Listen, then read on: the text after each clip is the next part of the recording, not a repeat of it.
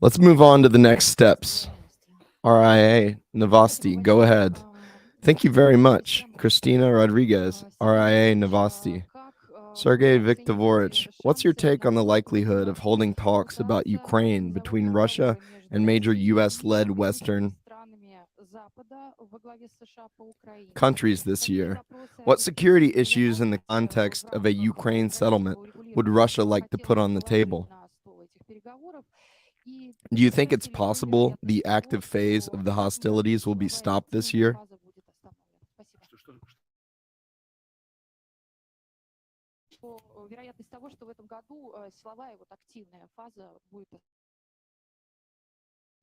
With these issues more than once, President Putin once again personally confirmed that the goals of the special military operation are real, not pulled out of the blue, but rather determined by the fundamental and legitimate interests of the security of the Russian Federation, its international positions, primarily in our immediate vicinity. As with any other territory bordering the Russian Federation, there should be no military infrastructure that poses a direct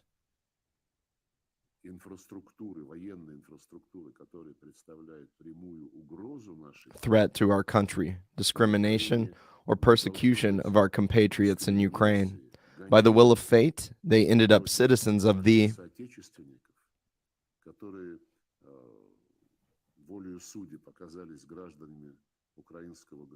Ukrainian state, but they want to preserve their language, culture, and traditions, to bring their children up in these traditions in full accordance with the Constitution of Ukraine, which states that it guarantees the free use and protection of Russian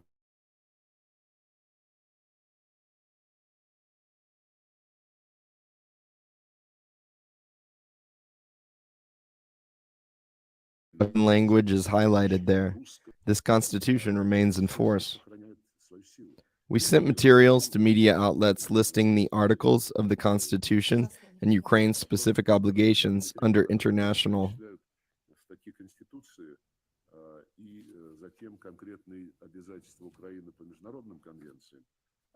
conventions, as well as an extended list of laws that were adopted in violation of the Constitution and international obligations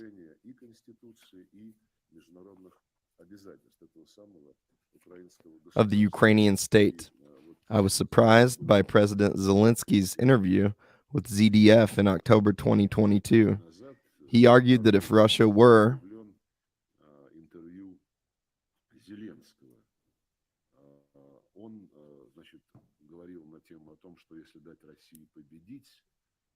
allowed to win, other large countries would decide that they can too. And there are enough such countries on different continents. Therefore, they will allegedly strangle the little ones and divide everything else among themselves. Zelensky stressed that he is for a different scenario in which everyone on the planet will know that no matter where they live, they have the same rights and are protected like any other person in the world. And this was stated by a man who, in November 2021, a year before, said that animals, not people, lived in eastern Ukraine. Even earlier, in August 2021, Zelensky noted that if any of the citizens of Ukraine feels Russian and thinks in Russian and wants to stay Russian, then for the sake of the future of his children and grandchildren, they should clear out for Russia. It was the same man who now declares that he dreams of the day when all are equal and can live as they wish. It is clear that these beautiful words are uttered for the benefit of the West, but all this vividly describes the current regime. It is clear why we cannot abandon the core goals of the special military operation. As for the prospects of talks, they have been discussed and considered dozens of times. I don't want to repeat obvious facts. Starting in March 2021, we supported Ukraine's request for talks. Moreover, we finalized the draft settlement agreement proposed by that country. But Ukraine got a slap on its wrists and told it was too early. Since then, after the spring of 2022, all summer and until the beginning of autumn, Western officials have repeatedly said in different words that it is too early to start negotiations. The country needs to be given more weapons so that it can start negotiations from a stronger stance. NATO Secretary General Jens Stoltenberg said bluntly the other day that arming Ukraine is the path to peace. Zelensky himself put forward completely absurd 10-point plans which cram everything together: food, energy, and biological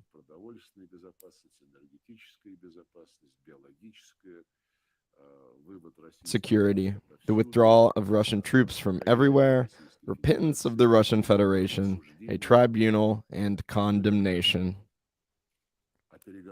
Negotiations with Zelensky are out of the question because he adopted a law that banned talks with the Russian government.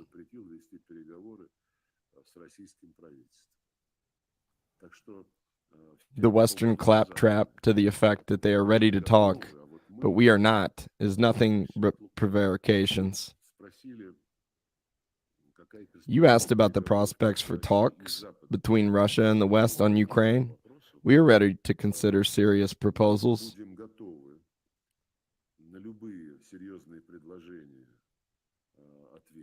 And to decide on what we do next. So far, there have not been such proposals. We hear mantras coming from Western capitals about not a word about Ukraine without Ukraine. It's nonsense. In fact, the West is making decisions for Ukraine.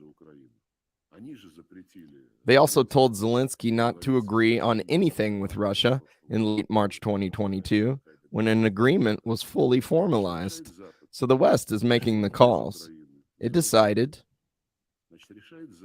without Ukraine and for Ukraine, that it was not the right time. Now they are saying the same thing. They need to get more weapons and to humiliate the Russian Federation. I'm not sure who among them is doing military planning.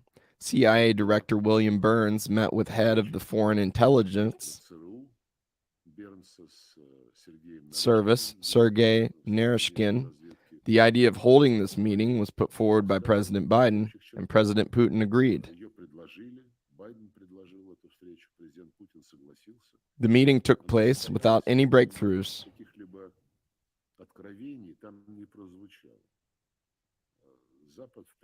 In sporadic and rare contacts that are taking place at one level or another, the West is not saying anything more than it says in its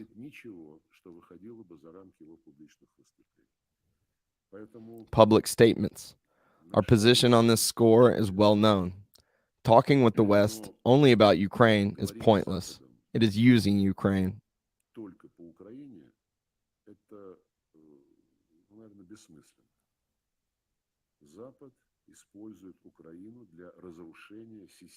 To destroy the security system that had existed in the Euro-Atlantic region for many years now and relied on the principles of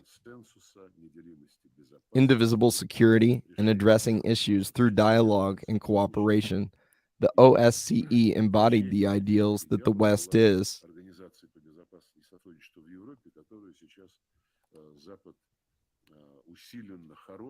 now busily burying, just like it practically buried the Council of Europe. Organizations that were created for dialogue and the search for consensus and compromise are now being used to promote the same policy of total domination of the United States and the rest of the West, which is at its heel in everything and everywhere, telling us that we will think of something with Ukraine and everything else will be theirs? No. We will need to sit down and have a candid discussion. I don't think we need at this stage to take the initiative in the areas that the West itself closed down, including what it did in the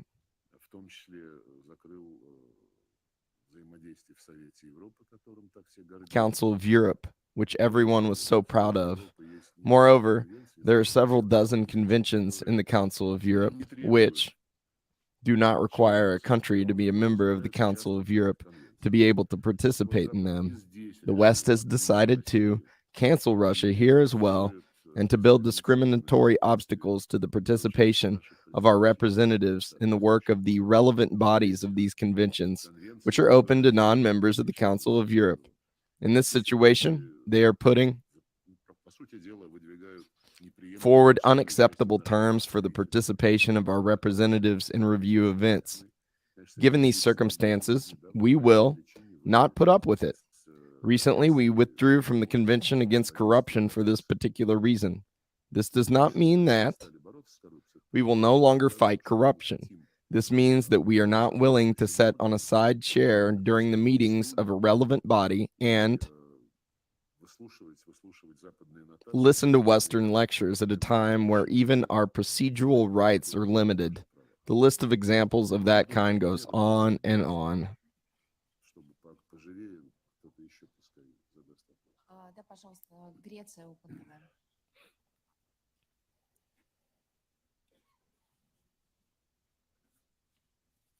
Афанасий Евгеньевич, Open TV Греция. Вы знаете, существует такое мнение среди Yevgeny Athanasios. Many Europeans believe that Russia did not show its best side when it launched the hostilities, на военные действия. and that it is doing just what the other imperialist countries like the United States do. They bomb nearly half of the planet. Остальные империалистические страны, допустим, Соединенные Штаты, которые упомянули, которые, кстати, разбомбили почти половину планеты. Violating international law to seize territories. These critical remarks have been made in Greece, Cyprus, and the Balkans. Таким образом, чтобы захватить определенные территории. И, знаете, такая критика очень слышим в Греции, на Кипре, на Балканах, упомянули Балканы. Which also fell victim to this policy. You probably know this issue better than many.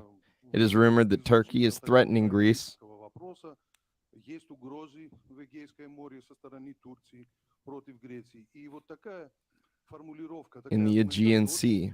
What are your arguments against this view? Если можно, с такой позиции. I will not argue. I will simply put forth my view. You said that Russia did not show its best side when it started the special military operation. This is an interesting phrasing. We showed our best side after the Soviet Union dissolved, as President Putin pointed out many times. In 2001, one of the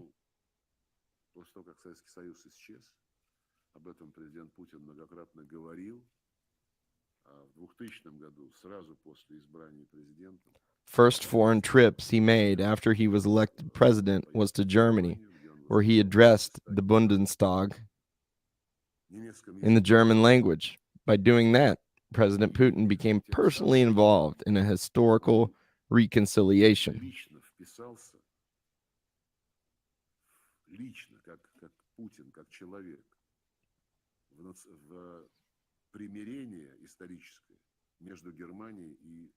Between Germany and Russia. That reconciliation took place in the late 1980s and early 1990s and began with Germany. It took place at the state and official levels. Putin personally contributed to that historical reconciliation between the fall of the Berlin Wall and the reunification of Russians and Germans. Remember that the reunification of Germany became possible, first of all, thanks to the Soviet Union, because the other victorious nations were not enthusiastic about it, to put it mildly. We were willing to show our best side, and we did it repeatedly in terms of respect for international law and looking for solutions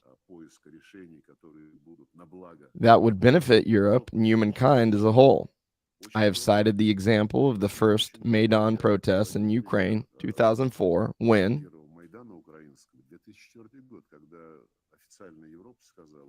the European authorities said that Ukraine must choose between Europe and Russia. It happened 3 years before Putin's Munich speech. We hoped then that reason would prevail, and Europe would see that they should not lie all the time and keep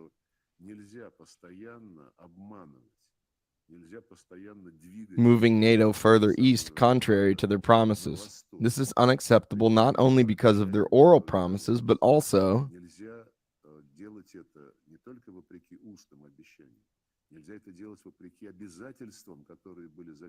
because of their written OSCE obligations that nobody should enhance their security at the expense of other states, and that no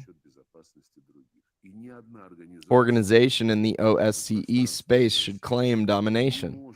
That promise was put on paper and signed, in part, by the leaders of Greece, the United States, and Russia. The provision that no one should claim domination in Europe has also been included in the documents of the Russia-NATO Council signed at the highest level. If you think that the alliance's reckless advance, contrary to our official protests, can be interpreted as compliance with that obligation, there will be no understanding between us. I am sure that you don't think so, and that you clearly understand the issue at hand. You said that we acted just like the other imperial countries. Yes, we have again been described as an empire. I would rather leave this to experts and professionals. Russia is a country with a huge number of ethnic groups, nearly 300 languages, and nearly all the global religions,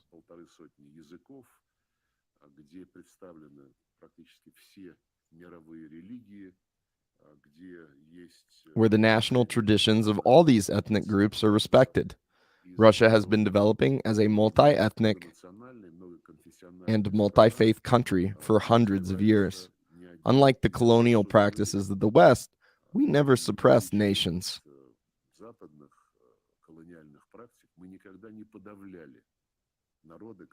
That joined the Russian Empire, never destroyed them, and never threw them into a melting pot where they would have lost their identity and integrity, becoming all the same, like the Americans. They have failed, like you can see now. All the nations that joined the Russian Empire preserved their values, traditions, identities, customs, and languages.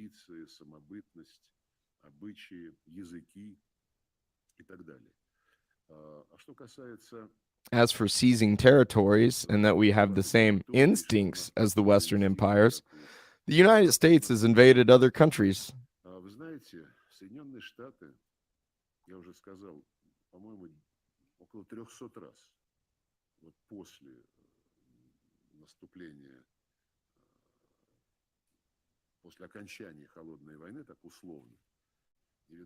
Territories about 300 times. In most instances, they did this because somebody had offended the Americans. As it is,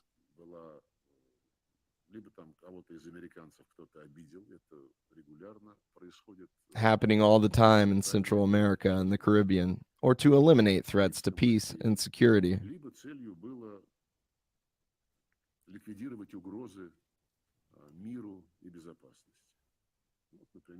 For example, Saddam Hussein allegedly had weapons of mass destruction, which later turned out to be a lie.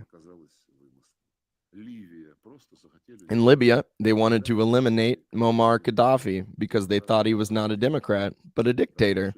They have ruined both Iraq and Libya, prosperous countries where people lived quite well in social and economic terms.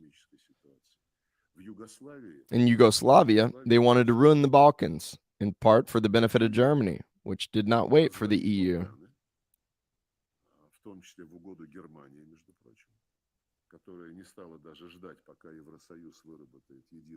to coordinate a common line and recognize the independence of Croatia and Slovenia. This made the process irreversible and prevented any chance for the restoration of a confederative or any other form of unification of the Balkan countries. Serbia stood up against the Balkan subordination of the West. What have they done to it? Senator Joe Biden said in 1998,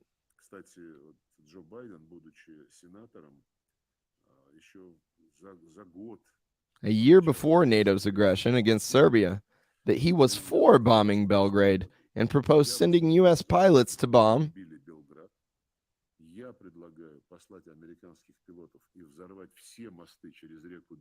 all the bridges across the Drina River and confiscating Serbia's oil reserves. As you remember, Senator Biden's demands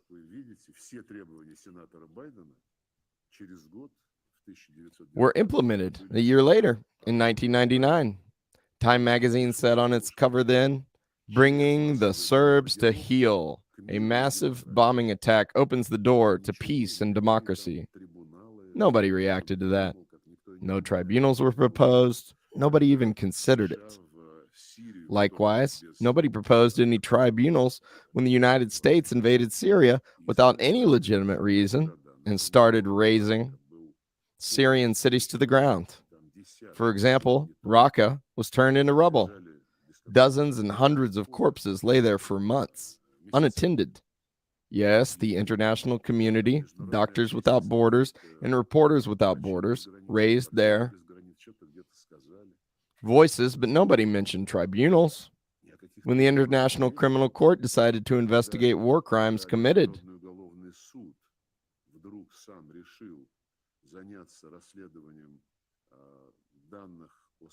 by the Americans in Afghanistan, the United States threatened to slap the ICC with sanctions and to seize the court's funds kept in U.S. banks. And that high international body of justice stopped talking. Of course, comparisons can be made. But we defended our security. Ukraine was being turned into a bridgehead for attacking Russia and undermining our interests.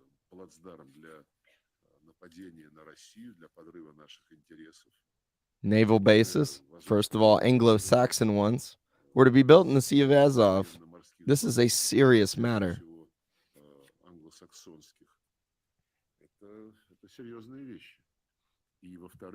Second, the humiliation of Russians, whose rights were guaranteed in the Ukrainian constitution, is unacceptable because they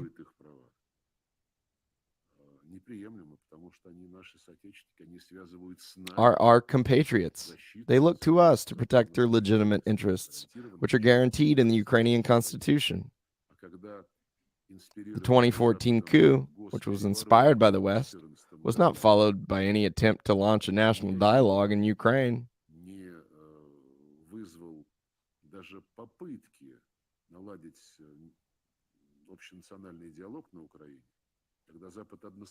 The West unequivocally took the side of the regime, which immediately declared its anti-Russian goals and its commitment to the Nazi theory and practices by bombing Donetsk and Lugansk. Nobody is investigating these crimes.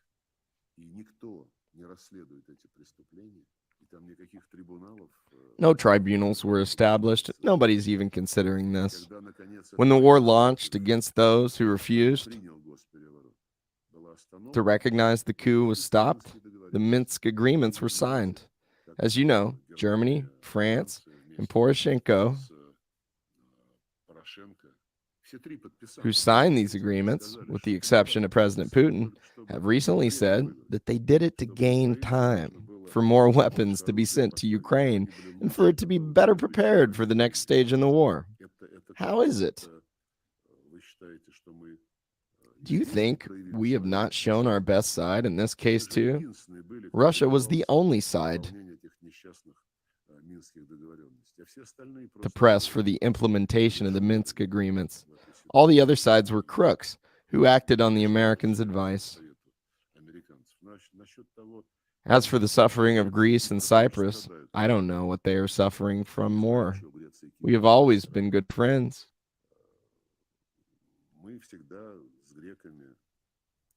With the Greeks and the Cypriots, we have taken note of the change that took place in the two countries' leadership.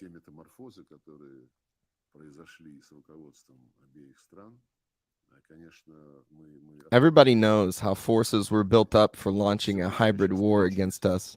I cannot imagine that the prime ministers and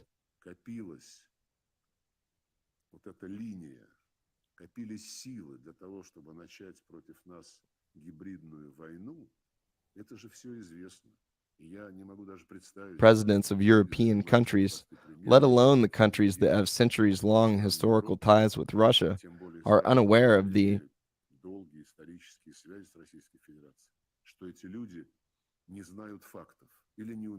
facts or are unable to analyze them. The conclusion I make from the positions taken by European countries, including Greece and Cyprus, is that they have either been forced or have voluntarily agreed to submit to the U.S. dictate. The United States has brought Europe to heel. Europe will no longer be allowed to think about strategic autonomy when sending more U.S. troops to Europe.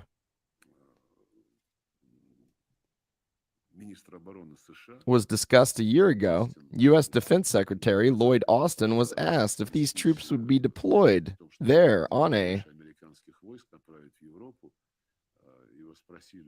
rotational basis or permanently. He replied that this matter would be decided in Washington. Nobody will ask for Europe's opinion. We have drawn conclusions from this, and we will draw them with regard to those who have quickly and subserviently supported the aggression against Russia.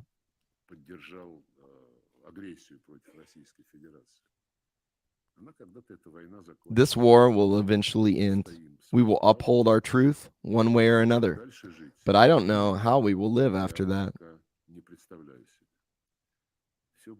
Everything will depend on the conclusions reached in Europe. Georgia, Alt Info.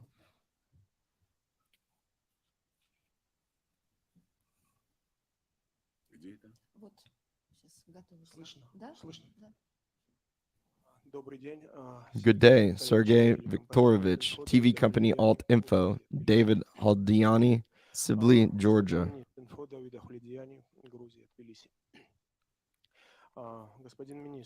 After the start of the special military operation in Ukraine, all of us have observed that, in fact, this is the collective West's confrontation with both Russia and some countries other than Russia.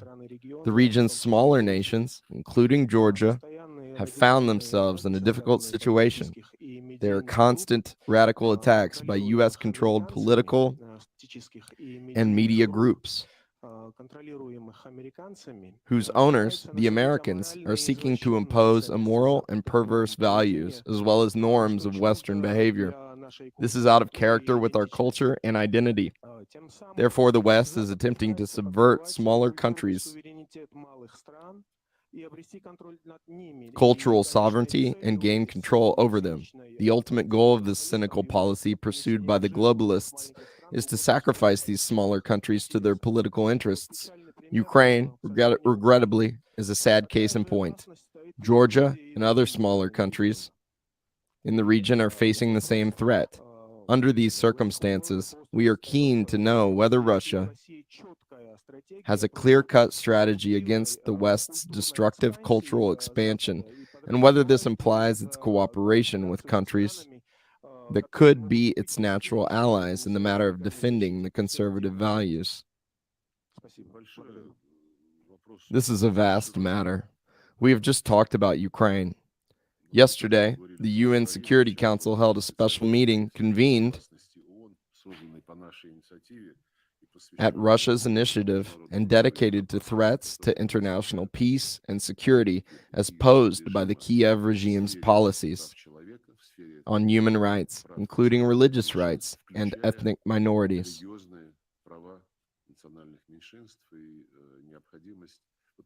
Cultural presence and opposition to negative trends through preserving the traditional values are directly related to religion.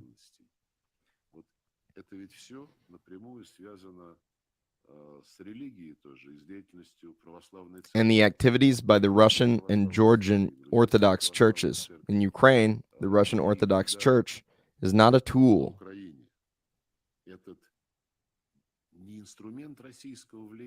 of Russian influence. Rather, it is an institution that serves to preserve traditions and history and to pass on these traditions from generation to generation.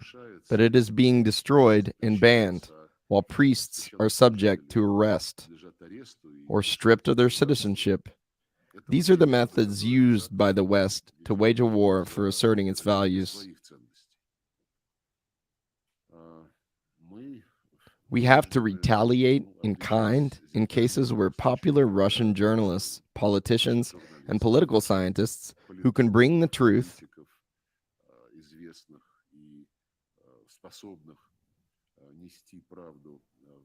to foreign audiences are faced with sanctions.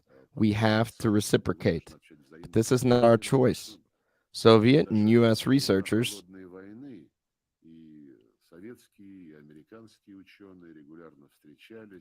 regularly met and discussed current issues of modern times, even during the Cold War.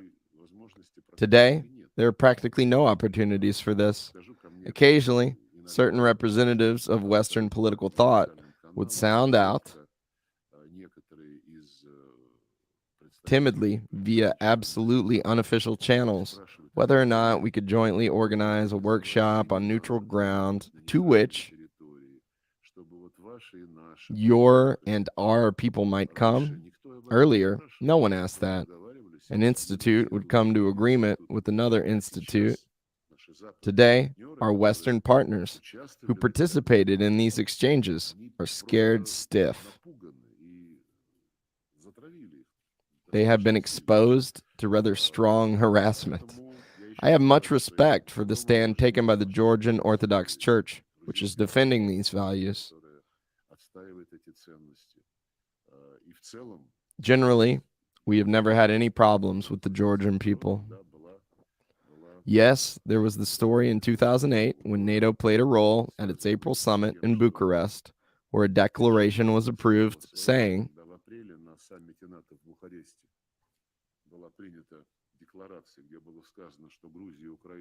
that Georgia and Ukraine would join NATO. U.S. Secretary of State Condoleezza Rice, too, came to Georgia a month before Mikhail Saakashvili ordered to shell Tisvanal and the positions of the peacekeepers. In all evidence, Saakashvili was excessively excited and came to the conclusion that all of that was an indulgence for him. It took the Bucharest impulse somewhat longer to reach the minds of people in Ukraine, but eventually they started chasing all things Russian from their land.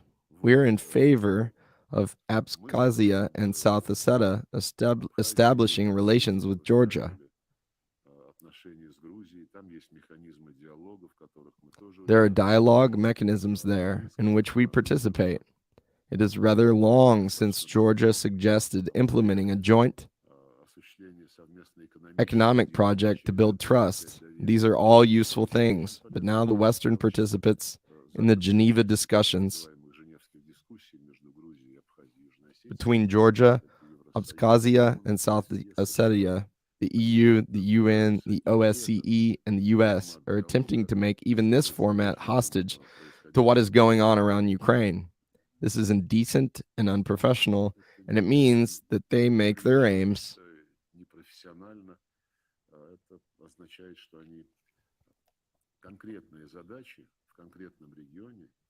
in this specific region dependent on their own political grievances and whims. I am glad that our people-to-people contacts with Georgia are making strides. In 2022, Georgia's GDP grew by 10%. This happened largely due to tourism and trade relations with the Russian Federation. I hope that we will soon be able to resume direct air service. We see Georgia and all other countries face pressure from the West, which is publicly urging them to join the sanctions.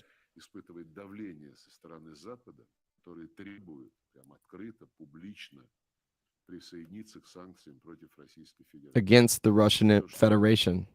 The fact that a small country and its government have the courage to say that they will be guided by their national interests and the interests of their economy, this fact commands respect. Radio Saga Icelandia, please go ahead.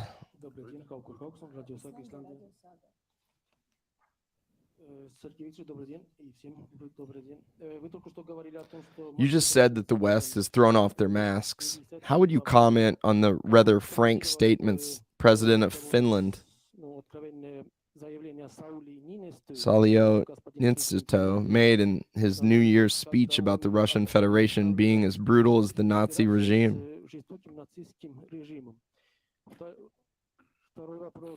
Secondly, in Soviet times, the words imperialism and colonizers were part of the political rhetoric, and we are hearing them increasingly often today again. There are some new terms as well: neoliberalism and globalism. Gennady Zyuganov and the Communist Party of Russia have been using them for the past 30 years, and now you and the President of Russia are using them too. How would you describe those opposing Russia today? Are these concepts relevant today, or are they history?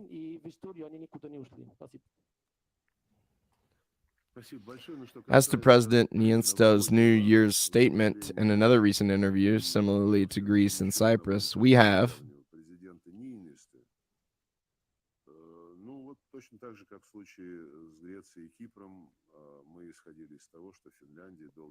been viewing Finland as a model of friendly relations between states for years, ever since the time we used the term coexistence of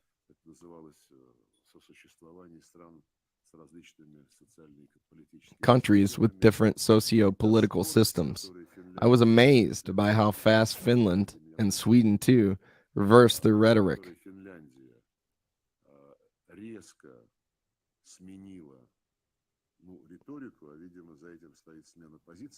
Apparently, there was a change of approach behind this, or it had been this anti-Russia all along, just well camouflaged with beautiful phrases about the need for a common European home and respect for the Helsinki Final Act principles. They even mentioned the possibility of holding an OSCE 75th anniversary summit in Helsinki in 2025. I don't know. I was definitely taken aback by those statements. Sauli Niinisto directly compared Joseph Stalin's attack of Finland with Putin's actions in Ukraine and stated that Putin would lose.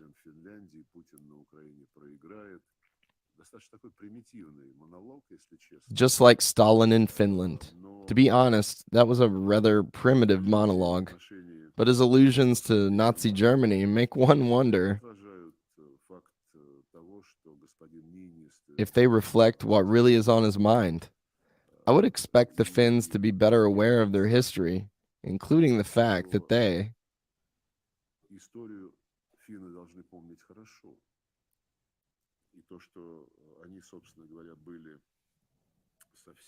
actually weren't the innocent victims of the processes that took place before and during World War II. It is regrettable that Europe is now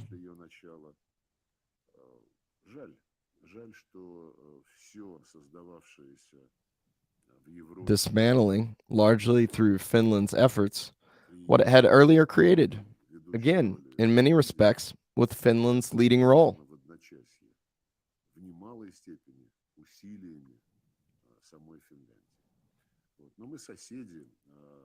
But we are still neighbors.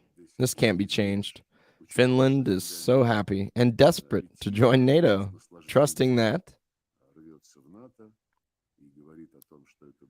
Membership would guarantee its security, but, as we said, we will have to draw our own conclusions from Finland and Sweden's accession to the alliance if it happens, and we will take appropriate military technical measures on our side of the border.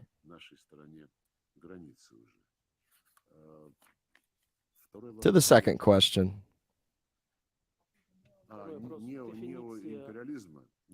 Neo-imperialism. I didn't mention neo-imperialism. The person next to you said we were behaving just like other imperial powers. It's a matter of taste. As for colonial habits, President Putin mentioned this. It was a truthful assessment of what the West is.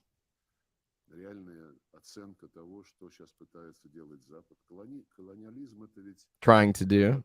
Colonialism refers to seizing a nation and living at their expense. But that can be done in a variety of ways. In the 17th century, slaves were carted off on ships.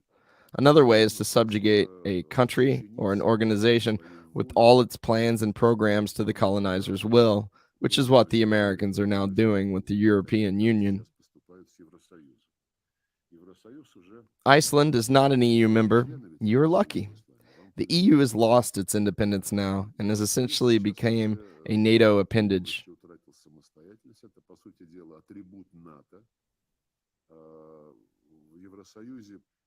Occasional public statements emerge in the European Union about being discriminated. French Economic Minister Bruno Le Maire mentioned the need to persuade their American allies to be more considerate of Europe's interests rather than to sell gas to.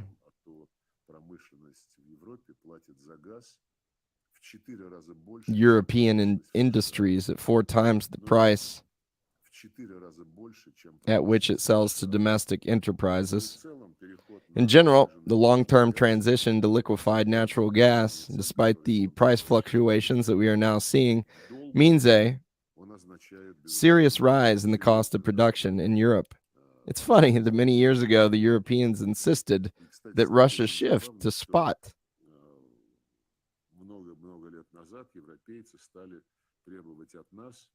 Pricing from long-term contracts. Now, against the backdrop of the Ukraine events, the Europeans began to negotiate with Qatar.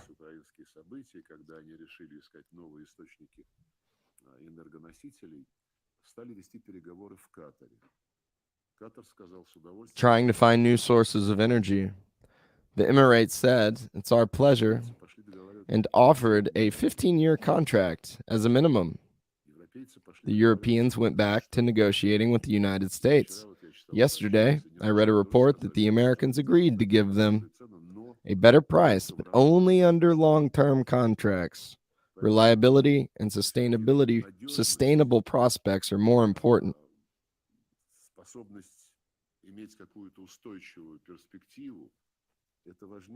than following zigzags on one or another stock exchange every day. But European industry is already beginning to move.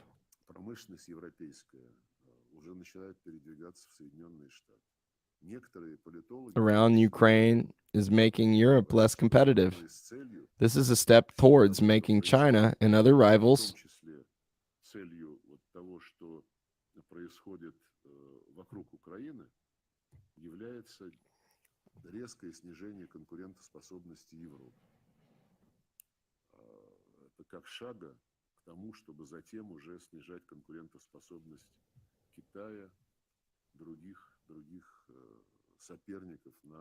less competitive in world markets as well. Colonialism is markedly manifested in Western relations with developing countries. Look where American investment is going, and each investment deal always includes either some political demands or the deployment of U.S. troops. I don't see a big difference. I know that many scholars are already studying this phenomenon.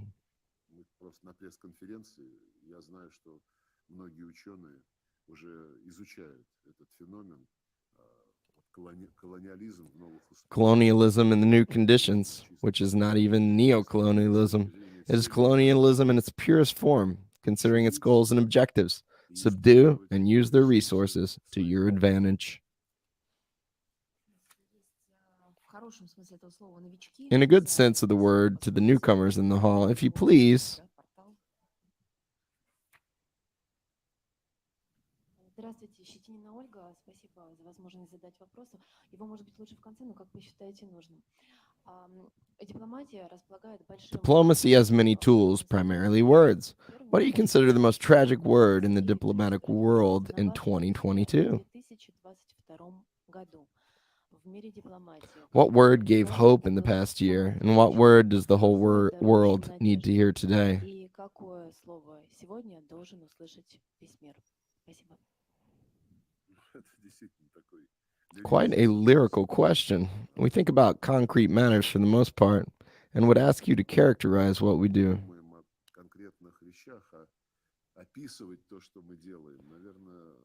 I am not afraid to say that in the first case, this word is war. What is happening is our response that, as the president said,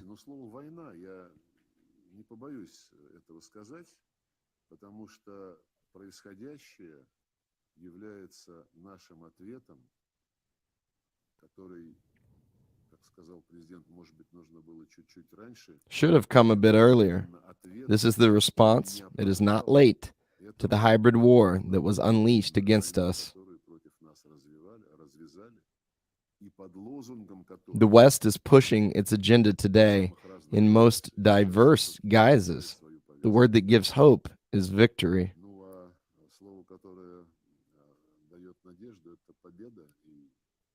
And I think the third word is victory.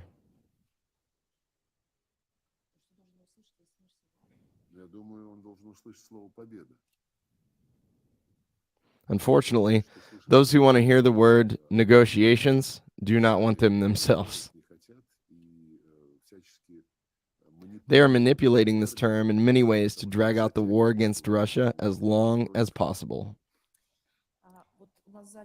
In the hall here are a lot of Arabic language media. Let's start with RT Arabic.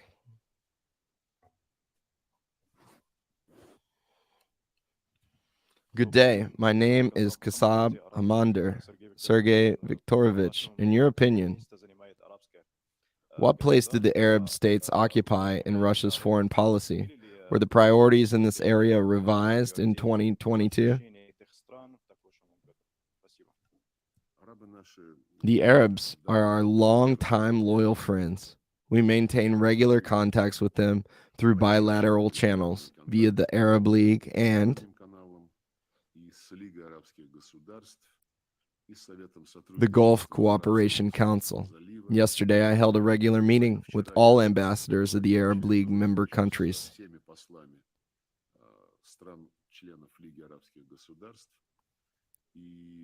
In May 2022, I visited the Arab League headquarters in Cairo. I made remarks before all of its members. I see understanding of our position. This is not at all about Ukraine, but about the fight to create a new world order between.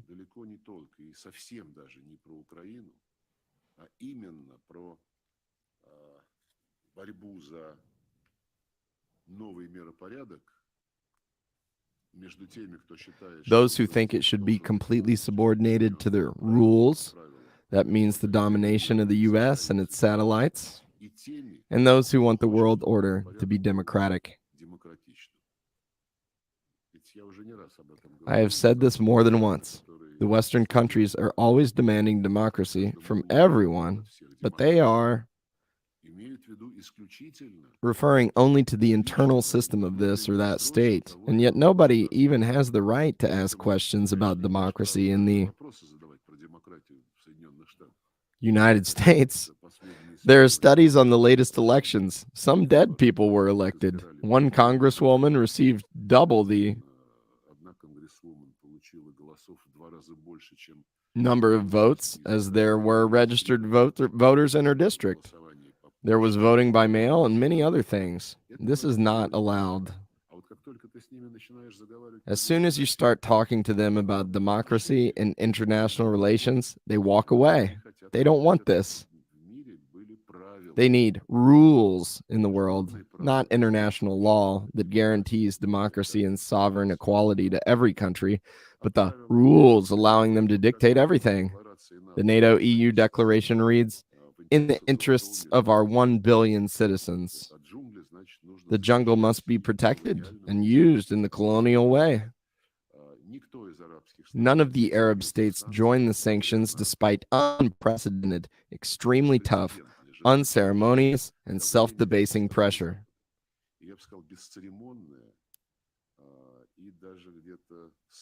From the West. When I visited the Arab League, its Secretary General told me before I took the floor that 3 days prior to my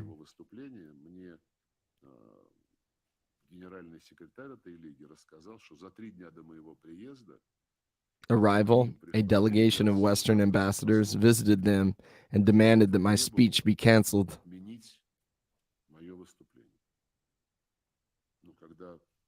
When they receive a polite reply that this would be impossible, considering that the Arab League is friends with Russia, they demanded that every Arab League member takes the floor after my remarks to condemn the Russian aggression. Here, too, they met a polite reply saying that every country had its own position and was free to define it as they saw fit. There was also the third request, the most humiliating for the West, I believe. They asked not to pose for photos with me. This is not a joke. After that, the Secretariat staff put all this on paper and sent it to all the embassies to inform them about this démarqué. I do not mean to say that I was flattered by the fact that after my presentation, which lasted over an hour,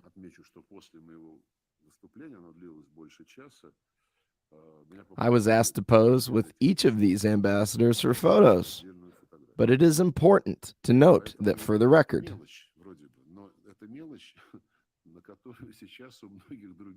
it may seem like a small detail, but for many other countries, in particular in Europe, this would have required a lot of political courage. There is positive momentum in our relations with the Arab world. Of course, the illegal sanctions and the agony we are currently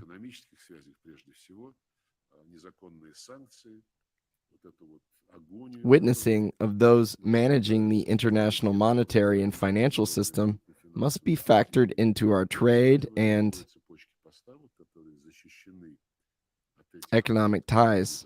We are building new supply chains which are shielded from the colonizers. We are also increasingly switching to settlements in national currencies. We have many global projects. In Egypt, Russia is building a nuclear power station and participates in creating an industrial zone. There are many projects in Algeria. There are also promising plans for Morocco. In fact, we have them for almost all African countries. The Intergovernmental Commissions for Trade and Economic Cooperation with Arab countries are hard at work. There is also the Russian Arab Cooperative Forum, which operates at the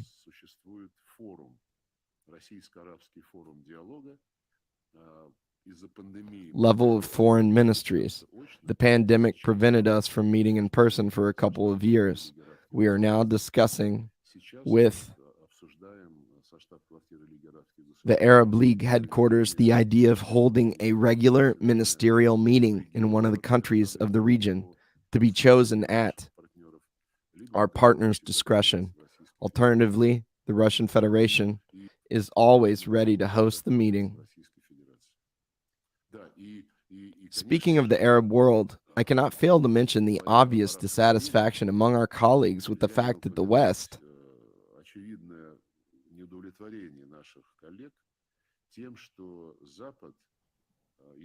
demands something on Ukraine every day without doing anything on the Palestinian issue. We are deeply dismayed by the fact that there has been little, if any, headway made on Palestine or on the Libyan settlement after the West destroyed the country. There are still problems regarding Iraq. All these and other regional challenges are second rate and sometimes even third rate issues for the West compared to exhausting Russia and strategically defeating it.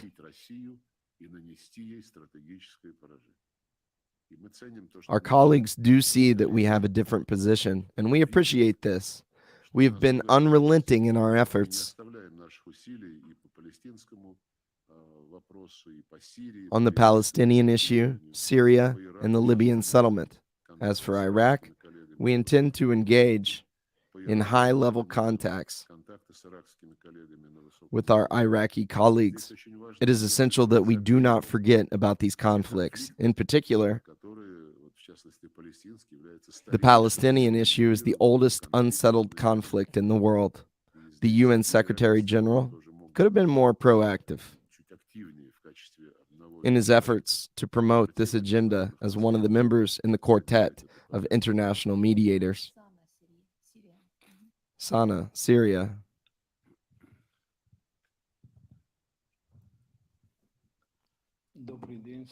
Good day, Sergey Viktorovich.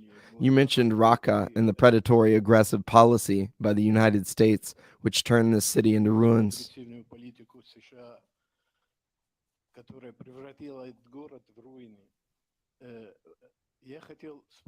The illegal, unfair, and unilateral sanctions against the Syrian people, as well as the fact that part of the Syrian land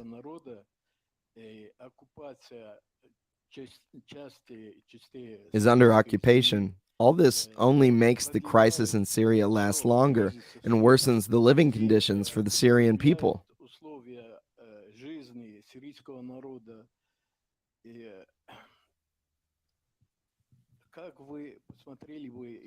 What would be your comment on the violation by the United States and its satellites of international and humanitarian law against the Syrian Arab Republic and efforts to ban refugees from returning to their historical land? Much can be said on this matter. Sanctions are unacceptable. This is yet another example demonstrating that the preparations by the West that their sanctions do not affect ordinary people are a lie. The very purpose of sanctions is to make life worse for the people so that they rise up against their governments. This is obvious and rather banal.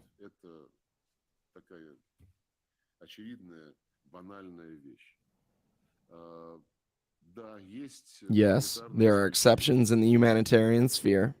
Look at the volumes of humanitarian aid arriving in Syria.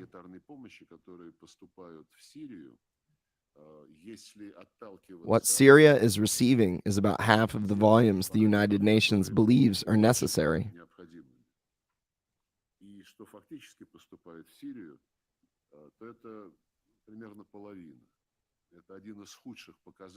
This is one of the worst indicators for all humanitarian programs. The West really does not want refugees to return to Syria. Even the Office of the UN High Commissioner for Refugees distributed a special questionnaire in Syrian refugee camps in Lebanon, demonstrating in a quite straightforward manner that Syria is not good for refugees and they had better stay in Lebanon. We raised a row over this issue. They apologized to us and withdrew this questionnaire. All this demonstrates the way the so-called international communities treat refugees. This is all driven by political reasons. In fact, UN Security Council Resolution 2254 provides for holding elections with the participation of the entire Syrian population, etc. When the time finally comes for this election, even though the Syrian Arab Republic has already held an election on its own without any Western interference, the West really wants to impose some kind of a grand election so that refugees can also vote in it. They know how to make people in refugee camps cast their votes for the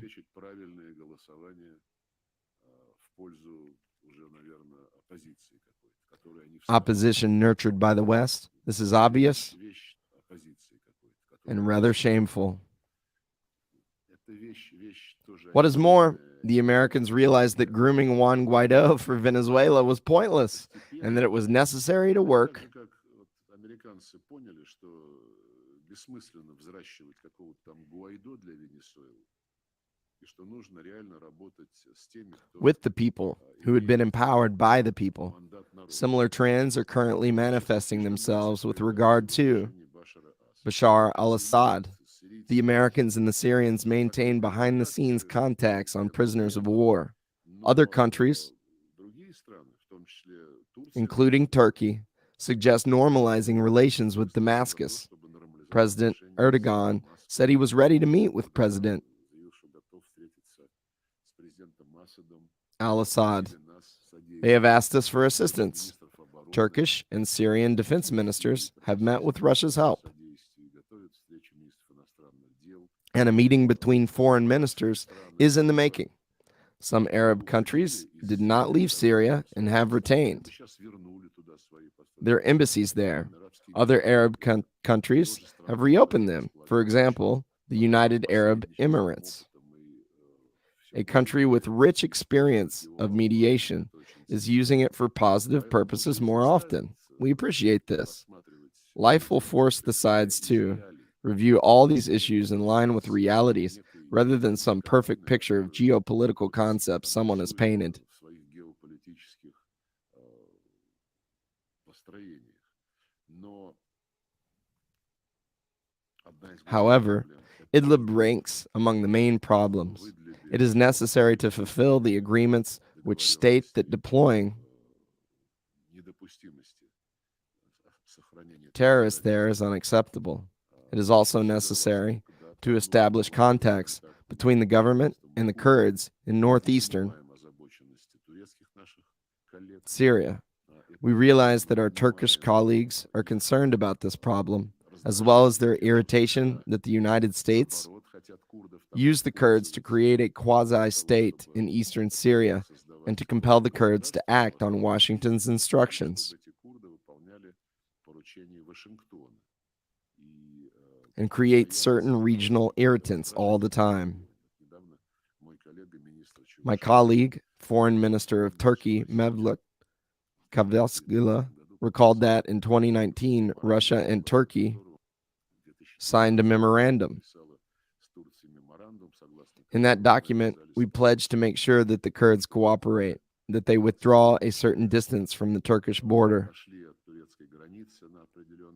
This option would be similar to the 1998 Adana Agreement on security between Turkey and Syria. My good friend,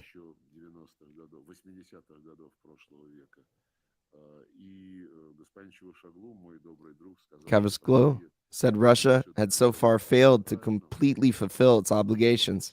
He is right, and this is a complicated issue. Russia and Turkey had reached other agreements in addition to the Northeast.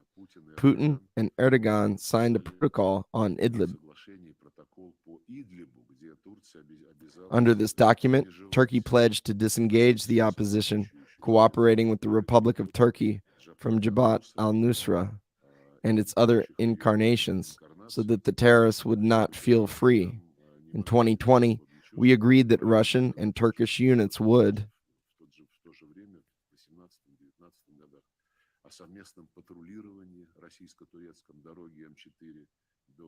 jointly patrol the M4 road to Aleppo. So far, we have been unable to accomplish this task. Consequently, it is necessary to work persistently to accomplish these tasks. They remain highly relevant.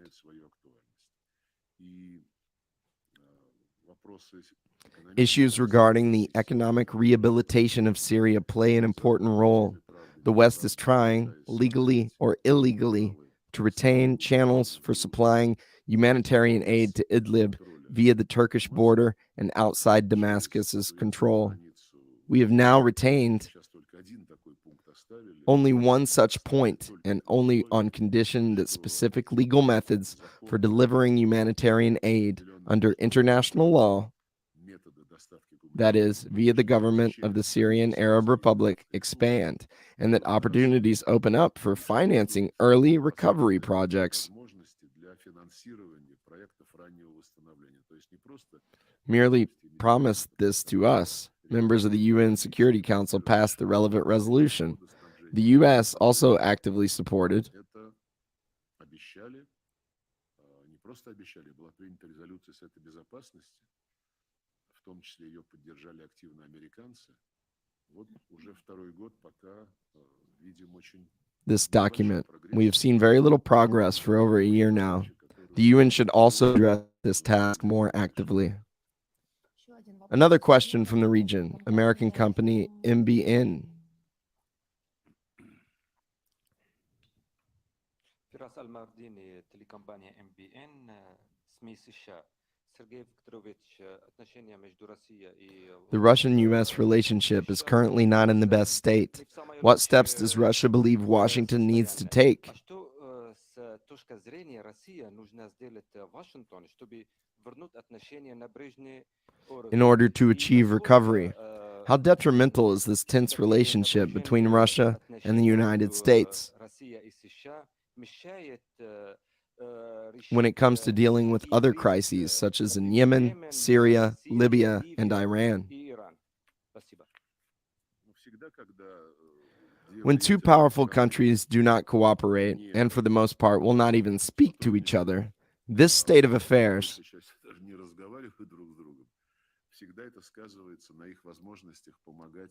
always affects their ability to help with solving international problems that require joint efforts. It is an objective factor. What is required for normalizing this relationship? Norm is a notion. It will never be what it was before.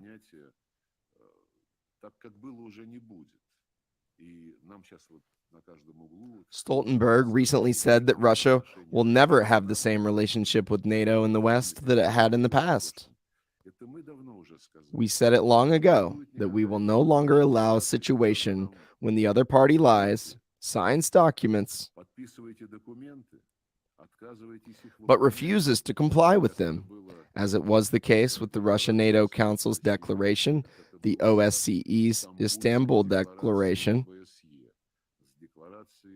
the OSCE's declaration adopted at the Astana Summit in 2010, the Ukrainian Crisis Settlement Agreement of February 2014, secured by Germany, France, and Poland, the Minsk agreements that were not only signed by Germany and France, but also unanimously approved by the UN Security Council. The West did not even intend to fulfill those agreements.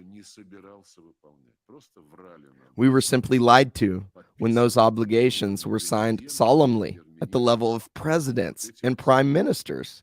So we stopped taking words at face value even earlier. Why do we take words for granted? It was customary in Russia that, when merchants made an agreement, they never signed any papers, but simply shook hands. That was it. If you did not deliver, nobody would respect you. We were weaned away from this habit. After they promised not to expand NATO, then we started signing political and even legally binding documents. The Security Council's resolution on the Minsk agreements is a legally binding document. Now we are being told to leave Ukraine and fully comply with the UN Charter, which, by the way, states that all UN members must comply with Security Council resolutions.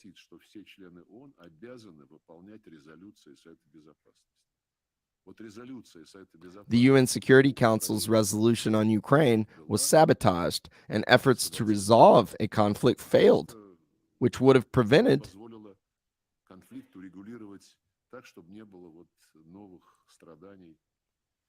more suffering in current conditions.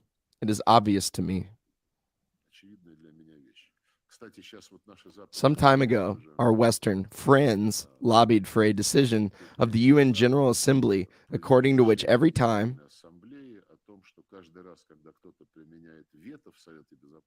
a veto is imposed in the UN Security Council, the General Assembly must convene within 10 days to hear out the motives for this veto. We agreed. We have nothing to hide. We already explain all votes and decisions. But I would raise a different question. Why does the UN General Assembly refuse to consider the resolutions that were adopted? Рассматривать вопрос о тех резолюциях, которые никто не ветировал, которые были Without приняты, vetoes, but see no further compliance. The resolution on the Palestinian settlement is one example. Они же приняты в Совете Безопасности. They were indeed adopted by the UN Security Council, some even unanimously. They were forgotten. When Palestine is discussed, the General Assembly deplores the fact that the resolution has not been fulfilled, but it has not occurred to anybody to convene specifically to discuss why the resolution adopting the Minsk agreements on Ukraine was not fulfilled. I mean, it occurs to some people, but nobody is interested. Instead, they discuss some phantasmagoric Обсуждают какие-то совершенно фантасмагорические идеи, ideas about a tribunal in the Russian Federation paying reparations. Well, whatever works for them. Российской Федерации. Ну, пусть, как говорится, у нас чем бы дитя не тешилось, но все эти The Ukrainians and their curators need these tribunals as much as they need the tribunes from which they pump their fists. не все слово трибунал, а вот без буквы «Л», как трибуны. Им нужны трибуны, откуда они сотрясают воздух. Больше ничего. It is as simple as that. Поэтому We did not destroy the relationship with the United States. After the meeting between Biden and Putin in Geneva in June 2021, в Женеве в июне 2021 года договорились, кстати сказать, там where they reaffirmed the Gorbachev-Reagan formula stating that a nuclear war cannot be won and must never be fought. она никогда не должна быть развязана. Мы это активно продвигали, We американцы. promoted it actively. The Americans agreed. It would be fair to say that, unlike the Trump administration, the Biden Это заявление administration immediately supported that idea, which allowed the leaders of all 5 nuclear powers to make a similar statement. заявление о недопустимости ядерной войны по нашей Initiated by Russia in January 2022, a nuclear war is unacceptable. и The second agreement reached with them was beginning встречи Байдена с Путиным было начало a strategic dialogue on what can replace the new START treaty on strategic offensive arms, expiring in early 2026. We launched the dialogue through diplomats, military officials, and security services. 2 rounds of talks took place in July and September 2021. В июле, по-моему, второй в сентябре 2021 года. Более-менее там We had a more or less clear idea of how to move forward and discussed formats of further talks, which is also important. формы дальнейшей дискуссии, это тоже важно. Но вдруг вот после сентября американцы All of a sudden, after September 2021, the Americans broke off the strategic dialogue. сейчас они говорят, Now they say it should be resumed. мы его не разрывали, это дело. We did not break it off. Одно из We did not initiate a termination in a single area of our contacts or cooperation. The United States did. разрывали, We are not going to chase after it and offer to be friends again. They know that we are serious people, and we will always respond to серьезное обращение serious treatment in kind. President Biden asked Putin to make sure that Director of the Foreign Intelligence Service, Sergey состоялось. Narashkin, meet with CIA Director William J. Burns. The meeting took place. It was a serious and useful meeting, even if with no breakthroughs. It was always helpful to have a serious and mutually respectful dialogue instead of accusations of all sorts of Смертных грехах кого-то. А серьезный разговор, взаимоуважительный, это всегда полезно. Вот, поэтому offenses. не за нами. So the ball is not in our court. Тасс, пожалуйста. Toss, go ahead. Сергей Викторович, добрый день. Sergey Елена Viktorovich, Зеленова, good day. информационное агентство ТАСС. As a follow-up to the question about relations with the U.S., I would like to ask if we know when the new U.S. ambassador В какие сроки прибудет в Россию новый посол США? И насколько сегодня просматривается is coming to Russia. Are there prospects for resuming the work of the diplomatic mission as regards issuing visas to Russians? Is the foreign ministry ready to promote dialogue with the U.S. on this matter? Я не знаю, когда приедет. I do not know when the new ambassador is coming. She has already undergone hearings and completed the formalities. It is for the American party to decide. She has received a grima. Nothing is hindering her arrival from our side. As for the conditions the embassies work in, just like with the previous question, we have never taken any actions to obstruct the work.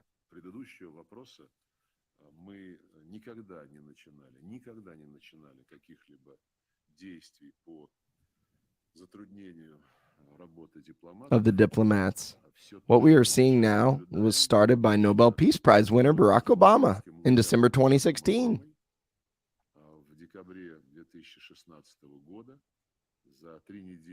3 weeks before Donald Trump's inauguration, when leaving the White House, Barack Obama wanted to do a disservice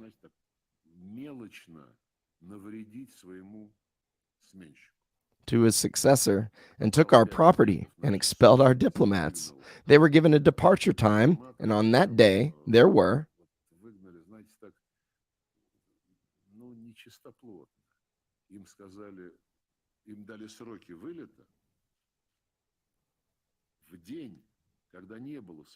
no planes from Washington. There were more than 100 people, diplomats, wives, children, 6 hours on buses to New York with their belongings packed. It was a petty thing, unseemly for someone who was called the President of the United States. Donald Trump's representatives called us later and said that he was not the president yet, but they believed that it was wrong.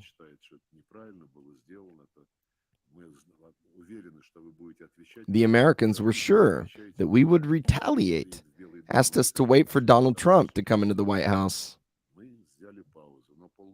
and said that they would try to fix it. We took a pause. 6 months had passed, and he was not allowed to fix anything, even if he wanted to. We were forced to respond by dismissing diplomats and imposing a special regime on the Americans' couple of properties in Moscow. They were offended that we dismissed them for no reason at all. There was a reason, starting with Barack Obama. It was simply a chain reaction.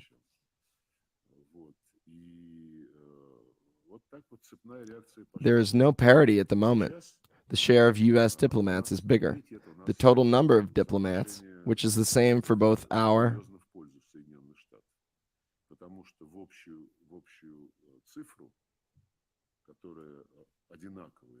countries, includes the employees of the Russian permanent mission to the UN, who have nothing to do with the bilateral relations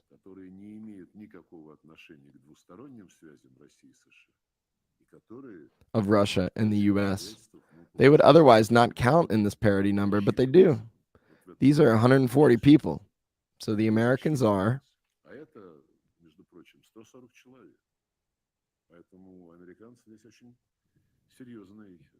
far ahead of us. When they complain that there is not enough personnel to issue visas, do not believe them. We are short by 140 people, but we never stopped issuing visas and never sent U.S. citizens to apply for a Russian visa in Venezuela, Cuba,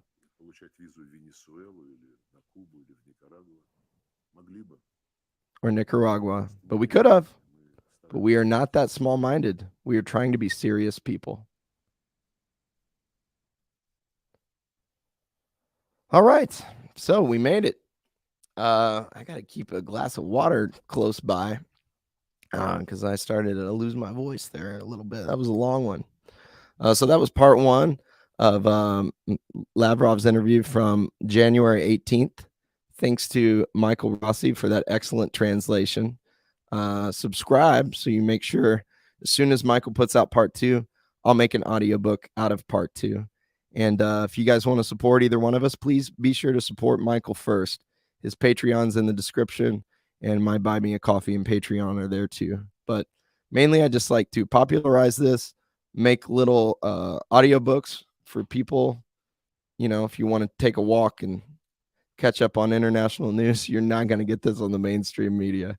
And I don't really like to see clips of it. I like to read the whole thing myself, know exactly what was said, and make up my own mind. And for that, for the ability to do that, thank you so much, Michael, Professor Rossi. I know you said in your video you can't believe that you're one of the only ones doing this in the US. Well, we live in crazy land, but I very much appreciate you. And I hope somebody out there appreciates me reading it so they can do the dishes and learn about international politics. I love y'all. God bless. I'll see you for part 2.